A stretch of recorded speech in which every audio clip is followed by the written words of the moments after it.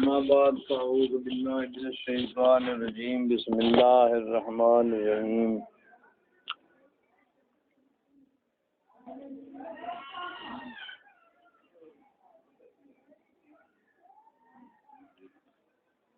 والعصر ان الانسان لفی خسر الا الذین آمنوا وعملوا الصالحات وتواصوا بالحق وتواصوا بالصبر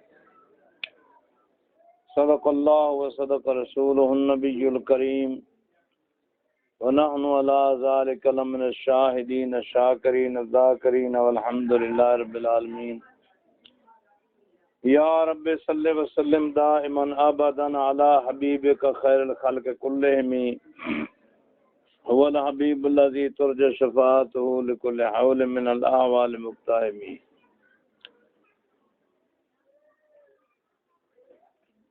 آج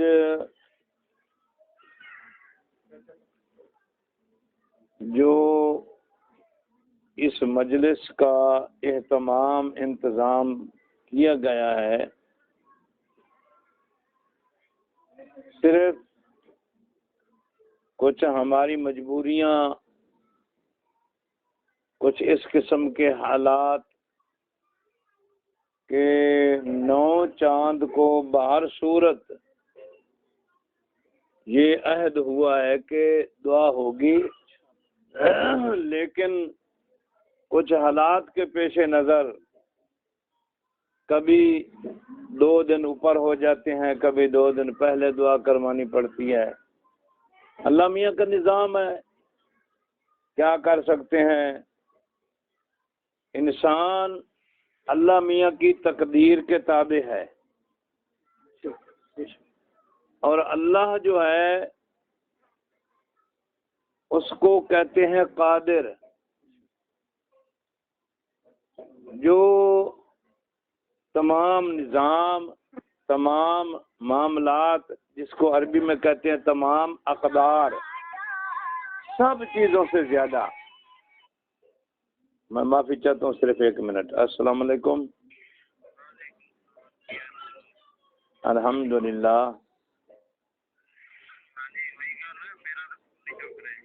نہیں، میری بات ہوئی ہے. ہاں جی، تو انشاءاللہ کل the debt which come complete ہو جاسی اللہ دے فضل و کرم نال. تے ہن ذرا اچھا دعا کروانی ہے، تے میں تھوڑا جہا بزی ہاں، تے جی اگر میرا موبائل بند ہوئے تے میں اس مسئلے دے اندر معذرت چاہنا ہے. نہیں وہ سنن گے کیوں نہ سنن گے، اللہ رحم کرے انہاں دے.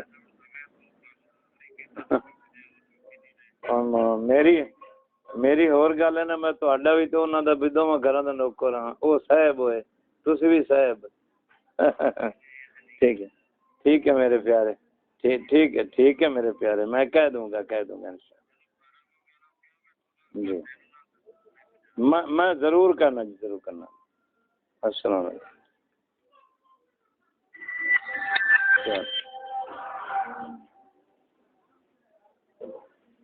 اللہ میاں کا نظام ہے، کیونکہ آج بڑی ایک عجیب بات کرنی ہے.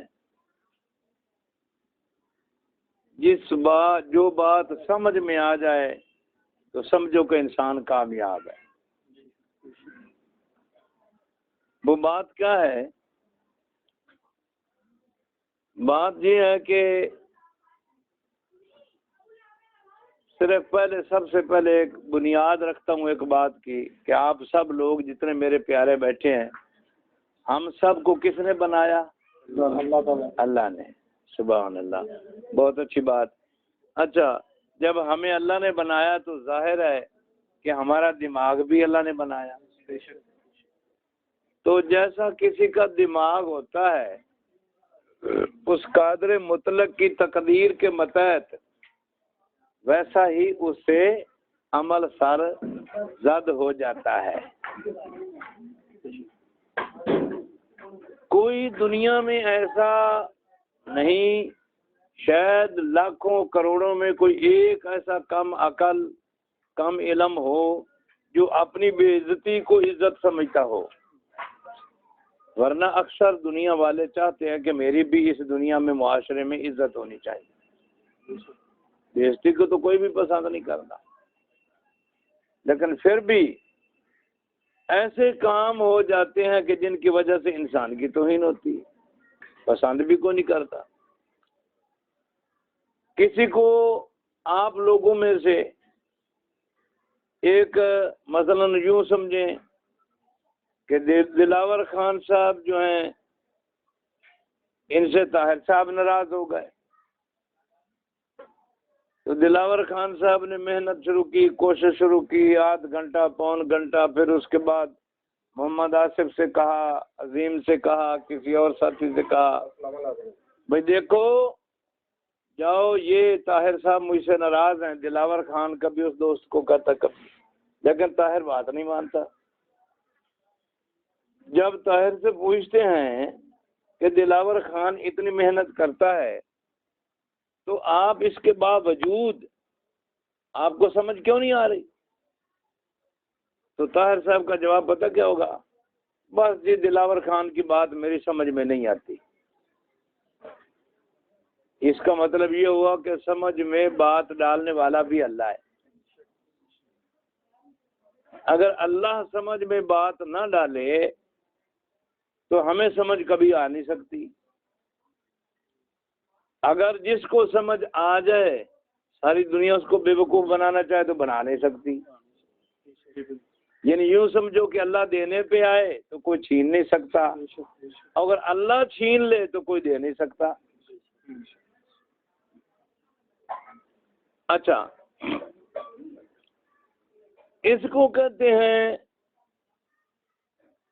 یہ جیسے ایک ہوتا ہے کام کرنے والا، ایک ہوتا ہے جس کے لیے کام کیا جاتا ہے، ایک ہوتا ہے کام. یہ تین چیزیں ہیں. مثلا جیسے عربی کی ایک مثال میں دیتا ہوں کہ فاعل کہتے ہیں کام کرنے والے کو، مفعول کہتے ہیں جس کے لیے کیا جائے، فعل کہتے ہیں کام کو. اسی طرح اللہ قادر ہے، اللہ قادر ہے، اور مقدور وہ ہے کہ جس کے اوپر تقدیر وارد ہو جائے. اور تقدیر جو ہے یہ فعل ہے، یہ ایک عمل ہے. تقدیر ایک عمل ہے. تقدیر ایک ایسی چیز ہے جو سوائے اللہ کے وہ کامل ولی، آپ لوگوں نے اس بات کو سمجھنے کی کوشش کرنی ہے.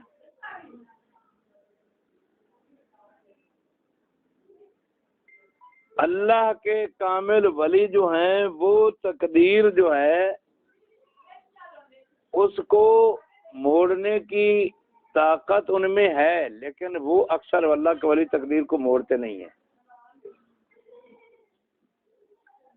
اس کا استقبال کرتے ہیں کہ ہاں ہاں آجا، ہم حاضر ہیں، آزما کر دیکھ، اگر تو اللہ کی تقدیر ہے تو میں اللہ کا بندہ ہوں، اللہ کا پیارا ہوں، مجھ سے جو کھیل کھیلنا چاہتی ہو آ کر کھیلو تو صحیح.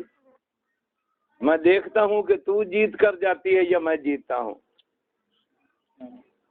جو میرے جیسے کمزور ہوتے ہیں وہ تقدیر سے ڈرتے رہتے ہیں. مثلا کئی مثالیں ہیں کہ جب کربلا کا وقت آیا تو وہاں تقدیر آئی حضرت امام علی مقام کے پاس اور آ کر کہنے لگی حسین علی کا بیٹا میری بات سن، میں تقدیر ہوں اور تمہیں پتہ ہونا چاہیے کہ جب آ جایا کرتی ہوں تو کبھی ٹلا نہیں کرتی. انہوں نے کہا ہاں ہاں میں تمہارے انتظار میں ہوں. سو بسم اللہ، آئیے آئیے تشریف لائیے. اس نے کہا بات سن لو، بھولے بیٹھے ہو نا اپنے بزرگوں پر کہ تمہارے بزرگ تھے اسماعیل علیہ الصلوۃ والسلام اور حضرت ابراہیم علیہ الصلوۃ والسلام. تو انہوں نے جب ابراہیم علیہ الصلوۃ والسلام نے ذبح کرنا چاہا اپنے بیٹے کو اسماعیل کو تو جنت سے دمبا آ گیا تھا نا. لیکن اس وقت تمہارے لیے کوئی دمبا نہیں آئے گا، تمہیں ذبح ہونا پڑے گا، تمہارے لیے کوئی دمبا نہیں آئے گا۔ اور اسماعیل نے اپنے باپ سے کہا تھا کہ میرے ہاتھ پاؤں رسیوں سے باندھ دو تاکہ جب میرے گلے پہ چھری چلے نا تو میں تڑپنے لگوں، تو میرا ہاتھ اور پاؤں میرے تڑپنے کی وجہ سے کہیں آپ کے جسم پر نہ لگ جائے اور میں بے ادب نہ ہو جاؤں، گستاخ نہ ہو جاؤں۔ رسیوں سے باندھ دو تاکہ تڑپتا رہوں، ہاتھ پاؤں حرکت میں نہ آئے۔ تقدیر نے کہا یہ آپ کو پتہ ہے نا؟ امام حسین نے کہا جی ہاں مجھے پتہ ہے۔ اس نے کہا تمہیں کو رسیوں سے بھی نہیں باندھے گا اور تمہیں تڑپنا بھی نہیں ہوگا، مسکراتے ہوئے اپنی جان کا نذرانہ پیش کرنا ہوگا۔ انہوں نے کہا جی ٹھیک ہے کوئی بات نہیں، میں حاضر ہوں۔ تو تقدیر کا مقابلہ کیا ان لوگوں نے، یہ تقدیر سے لڑ سکتے تھے اور تقدیر کو ہرا بھی دیتے تھے۔ تقدیر پھر ان کو جھک کر سلام بھی کرتی تھی۔ جب تقدیر جھک کر سلام کرتی تھی تو جو قادر تھا نا، وہ قادر بھی پھر انہی کی طرف ہو جاتا تھا۔ وہ کہتا تھا کہ نہیں، قادر تو میں ہوں لیکن میں اپنے تمام اختیارات تمہیں دے دیے۔ اب اے میرے بندے، میری تقدیر تمہارے سامنے ہمت ہار گئی اور تم کامیاب ہو گئے، تم نے تقدیر کا استقبال کیا بڑی خوشی سے، اب جو تم چاہو وہی ہوگا۔ نعرہ تکبیر، نعرہ رسالت، حضور بابا جی سرکار، حضور بابا جی سرکار۔ اللہم صلی علی محمد وعلی محمد۔ اللہ خوش رکھے۔ تو یہ جو تقدیر ہے یہ ایسی چیز ہے کہ باپ اپنے بیٹے کو سمجھا رہا ہے، بیٹا کہتا ہے بابا جی میری تو سمجھ میں کچھ نہیں آ رہا۔ باپ اپنی بیٹی کو سمجھا رہا ہے، وہ کہتی ہے میری سمجھ میں کچھ نہیں آیا۔ میاں اپنی بیوی کو سمجھا رہا ہے، وہ کہتی ہے سمجھ میں کچھ نہیں آیا۔ بھائی ہم وہی زبان تو بول رہے ہیں جو ان کی زبان ہے۔ اگر ان کی زبان پنجابی تو ہم بھی پنجابی، ان کی زبان اردو تو ہماری زبان بھی اردو، ہم اس کے ساتھ اسی بولی میں بات کر رہے ہیں۔ ایک ہی خاندان کے لوگ ہیں، ایک دوسرے کے ساتھ زندگی بسر کر رہے ہیں، اکٹھے کھا رہے ہیں، پی رہے ہیں، کام کر رہے ہیں، پھر ہماری بات سمجھ میں کیوں نہیں آتی؟ پھر ہماری بات سمجھ میں کیوں نہیں آتی؟ اوپر سے آواز آتی ہے، کہتا ہے سمجھ میں نہ ڈالوں تو تو نہیں ڈال سکتا۔ سمجھ میں ڈالنے والا میں ہوں، اگر میں چاہوں تو لاکھوں کروڑوں ہزاروں میلوں سے سفر کرتا ہوا کوئی تمہارے پاس آ بیٹھے تو اس کی سمجھ میں آ جائے۔ کوئی حبشہ سے چلا، حبشہ کے ملک سے چلا تو اس کو بلال حبشی کہتے ہیں، اس کی سمجھ میں بات آ گئی۔ ایک رشتہ دار بھی تھا، قریب بھی تھا، گھر بھی ایک تھا، خاندان بھی ایک تھا، لیکن اس کی سمجھ میں بات نہ آئی، ساری زندگی اس کو لوگ ابو جہل کہتے رہے، اس کی سمجھ میں بات نہیں آئی۔ وہ کہتا ہے میں سمجھ دینے والا ہوں، میں، یہ اس کی تقدیر ہے۔ بعض اوقات آپ لوگوں میں سے جوان بھی بیٹھے ہیں، بزرگ بھی بیٹھے ہیں، آپ لوگوں نے دیکھا ہوگا کہ پاؤں پکڑے، ہاتھ ایسے جوڑے، منت کی کہ خدا کے لیے یہ ضد چھوڑ دو، یہ بات چھوڑ دو، لیکن آگے سے آواز کیا آتی ہے کہ مجھے میرے حال پر چھوڑ دو، مجھے میرے حال پر چھوڑ دو، میری سمجھ میں کچھ نہیں آتا، میری سمجھ میں کچھ نہیں آتا۔ کیوں؟ کیا وجہ ہے؟ مطلب یہ ہے کہ اس کے اوپر اللہ کی تقدیر آ گئی، اللہ کی تقدیر آ گئی، تقدیر وارد ہو گئی۔ اب اللہ کا کوئی ولی ہو، یہاں میں ایک بات کرنے والا تھا نا، اللہ کا ولی، بعض لوگ سوال کرتے ہیں کہ اسماعیل پر تقدیر آئی، ابراہیم علیہ الصلوۃ والسلام پر تقدیر آئی، نوح علیہ الصلوۃ والسلام کا بیٹا اور نوح علیہ السلام کے خاندان پر تقدیر آئی، جناب حضرت لوط علیہ السلام حضرت ابراہیم خلیل اللہ کے بھتیجے ہیں، ان پر تقدیر ہو جن کی بستی کو الٹ دیا گیا تھا۔ یہ تمام نبیوں پر تو تقدیر آتی رہی۔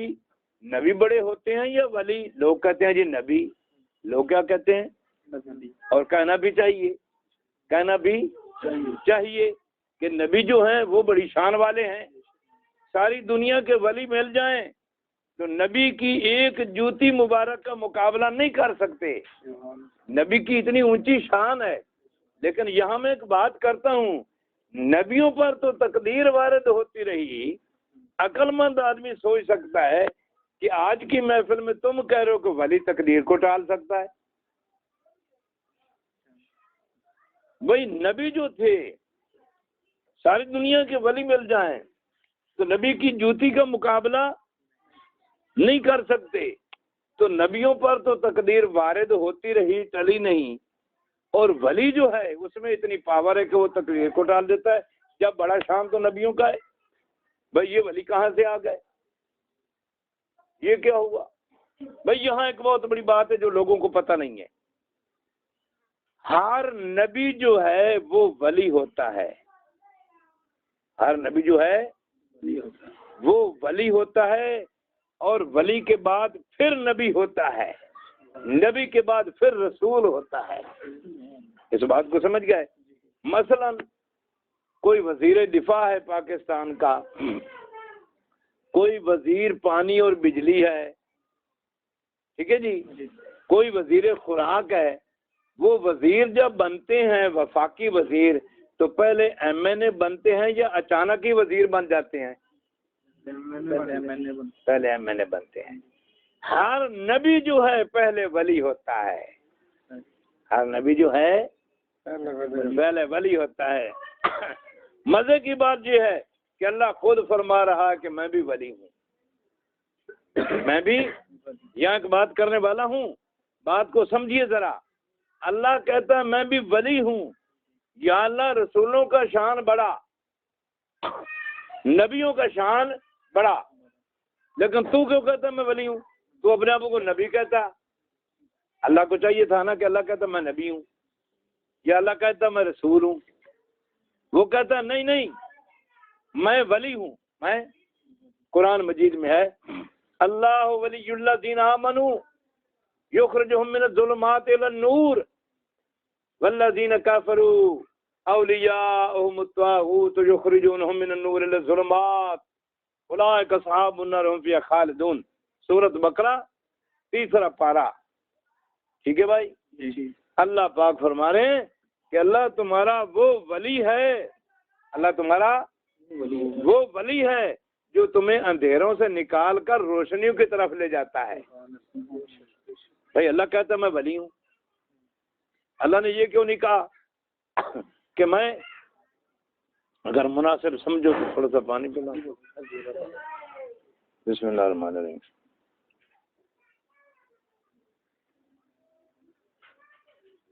میں میرے پیارے ہو، میری بات کو سمجھ رہے ہو؟ بڑی عجیب بات کرنے لگا ہوں، بڑی عجیب بات۔ ہاں جی، آپ لوگوں کو بھی عجیب لگ رہی ہے نا؟ بھائی دیکھو، ہر آدمی کا دل چاہتا ہے، ہر آدمی کا دل چاہتا ہے کہ میں بڑے سے بڑا رتبہ حاصل کروں، ٹھیک ہے نا؟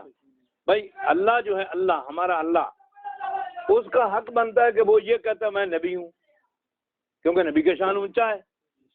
وہ کہتا ہے میں رسول ہوں، سلام رضا سے بیٹھے ہیں، بات سمجھ میں آ رہی؟ وہ کہتا ہے میں رسول ہوں، لیکن وہ کہتا ہے نہیں میں رسول بھی نہیں، میں نبی بھی نہیں، میں ولی ہوں۔ وہ کہتا ہے میں ولی ہوں۔ اچھا، تمام انبیاء الصلاۃ والسلام جو ہیں یہ ولی ہوتے ہیں، اور تمام صحابہ جو ہیں وہ بھی پہلے ولی ہوتے ہیں۔ جو ولی ہوتا ہے وہ پکی ڈگری ہوتی ہے، بقایا ڈگریاں جو ہیں وہ عہدے کے مطابق ہوتی ہیں۔ بھئی ایک بات سننا، نوح علیہ السلام اپنے بیٹے کو سمجھاتے رہے، ان کے 3 بیٹے بات کو مان گئے، ایک بیٹا نہیں مانا۔ ایک روایت میں آتا ہے کہ 2 بیٹے مان گئے، ایک بیٹا نہیں مانا، یعنی 3 بیٹے تھے۔ ایک روایت میں ہے کہ 4 بیٹے تھے، چلو 3 یا 4 باقی سب ماننے والے تھے، ایک منکر تھا، ایک اس نے کہا کہ یہ بلند و بالا پہاڑ ہیں، آپ روزانہ کہتے ہیں مجھے بابا جی کے پانی کا سیلاب آئے گا، زمین و آسمان ایک ہو جائیں گے، دنیا ڈوب جائے گی، ایسے ہو جائے گا، ایسے ہو جائے گا۔ بھائی اتنے اونچے پہاڑ میں پہاڑوں پر چڑھ جاؤں گا پہاڑوں پر چڑھ جاؤں گا۔ بات سمجھ میں آ رہی ہے؟ بڑی پیاری بات کرنے والا ہوں۔ پہاڑ پر چڑھ، جب سیلاب آیا، بھائی جب سیلاب آیا تو حضرت نوح علیہ السلام نے اپنے بیٹے کو دیکھا۔ بھائی توجہ کریں، بڑی پیاری بات کرنے لگا ہوں، خدا کے لیے توجہ کریں، کام دے گی ساری عمر آپ کو۔ زندگی کا کوئی پتہ نہیں میری زندگی کتنی ہے، لیکن میری بات غور سے سن لو، سر زندگی کام آئے گی۔ نوح علیہ السلام کہتے ہیں، یوں ہاتھ اٹھاتے، اللہ میرے بیٹے کو بچا لے۔ جواب آتا انہ لیس من اہلک، 12واں پارہ، کتواں پارہ ہے؟ قرآن کی بات کروں۔ اللہ کہتا ہے یہ تیرے اہل میں سے نہیں، یہ تیری نسل نہیں، تیری نسل نہیں۔ اب نوح علیہ السلام پریشان ہو گئے۔ بھائی بات سنو، پیاری پیاری بات کرنے لگا۔ نوح علیہ السلام کیا ہو گئے؟ پریشان ہو گئے۔ بھائی کیوں پریشان ہو گئے؟ بھائی میں تو نبی ہوں، ظاہر ہے میری بیوی کو بھی نیک ہونا چاہیے۔ اللہ کہتا ہے انہ لیس من اہلک، یہ تمہاری اولاد نہیں، تمہارے اہل میں سے نہیں، تمہاری نسل نہیں۔ تو اس کا مطلب یہ ہوا کہ یہ کسی اور کا ہے۔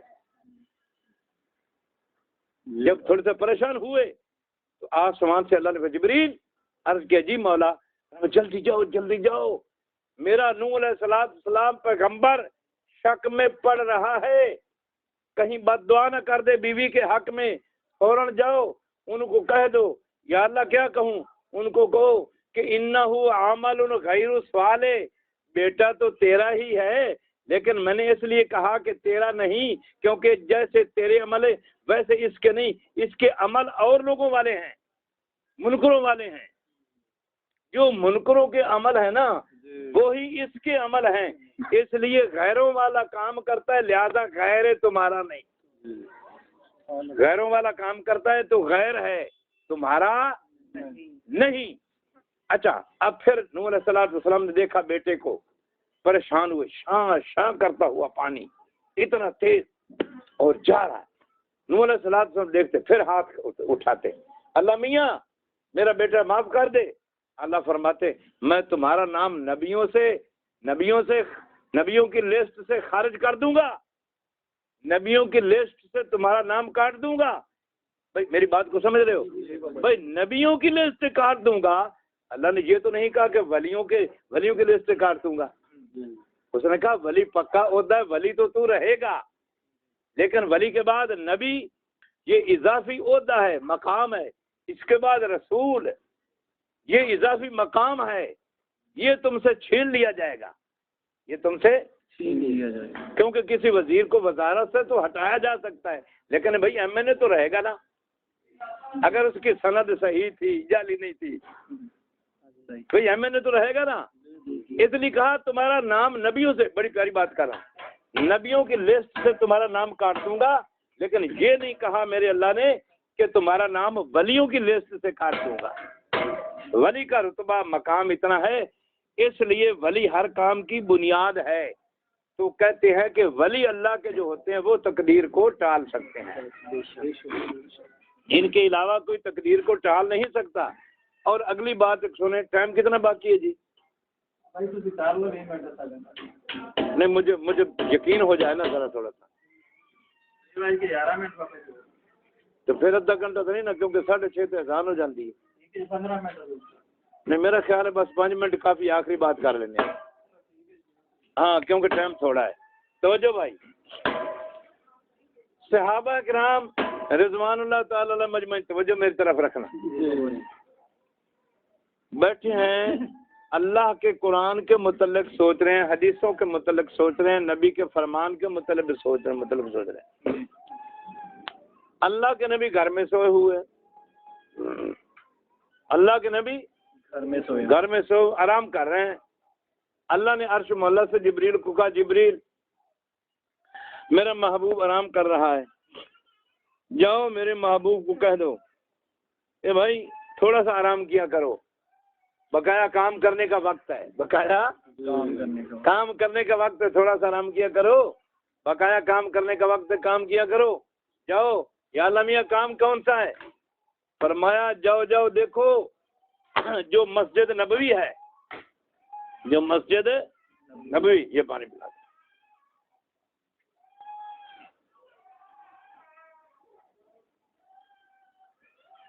مسجد نبوی میں فرمایا میرے بندے بیٹھے ہیں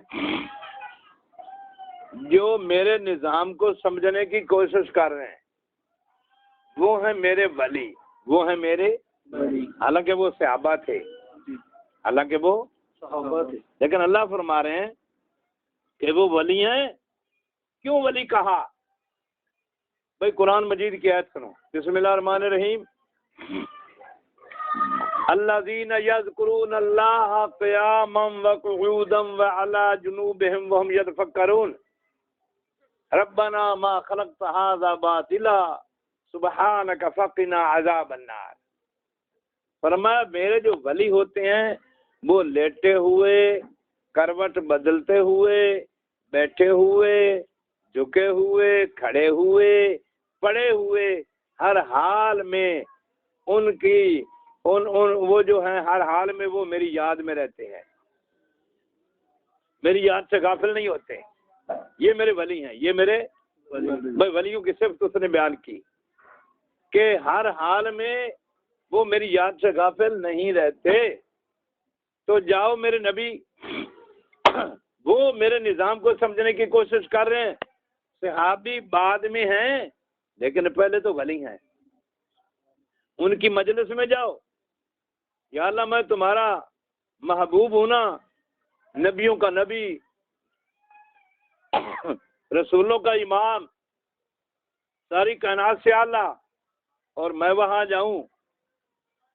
فرمایا ہاں، میرے ولیوں کی مجلس اس کی اتنی شان ہے، میں اللہ بتانا چاہتا ہوں کہ میرے محبوب کونین کے تاجدار کملی والے جناب محمد رسول اللہ صلی اللہ علیہ وآلہ وسلم کی ان جیسی مقدس ہستی کو بھی اس مجلس میں آنا پڑتا ہے۔ نعرہ تکبیر، نعرہ رسالت، نعرہ رسالت، حضور بابا جی سرکار، حضور بابا جی سرکار۔ فرمایا میں دنیا کو یہ واضح کرنا چاہتا ہوں، یا اللہ کیا؟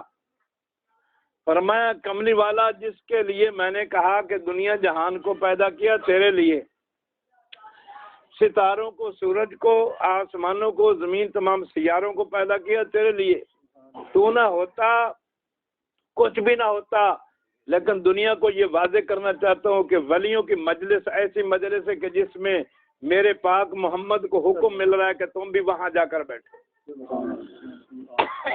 اللہ پاک تمہاری اور میری حاضری کو قبول فرمایا، آمین۔ معافی چاہتا ہوں، طبیعت کو ٹھیک نہیں تھی، سفر بڑا لمبا کیا ہے، تو گلا بھی خشک تھا، بس جو کچھ بیان کر بیٹھے ہوں اللہ پاک ہمیں سمجھنے کی توفیق عطا فرمائے۔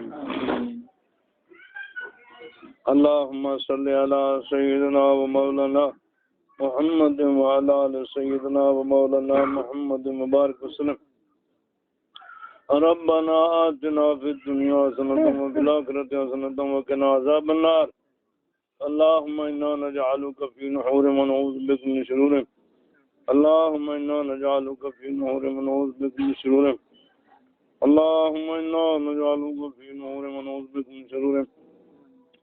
بسم اللہ الذی لا یضر لا یضر لا یضر مع اسمہ شیء فی الارض ولا فی السماء وهو السمیع العلیم۔ وصلی اللہ تعالی علی خیر خلقہ سیدنا محمد وعلی آلہ وصحبہ وعلی بیتہ اجمعین برحمتک۔